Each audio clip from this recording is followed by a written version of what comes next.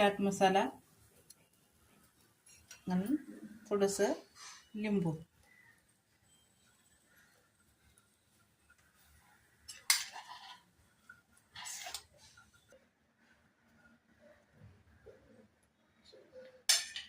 नाश्ता तयार आहे बघा. हे असा कच्चाच खायचा, याला हे करायचं नाही. आणि त्याच्यासोबत दही खूप छान असते. खाऊन बघा, नक्की करून बघा. लाईक करा, शेअर करा. धन्यवाद.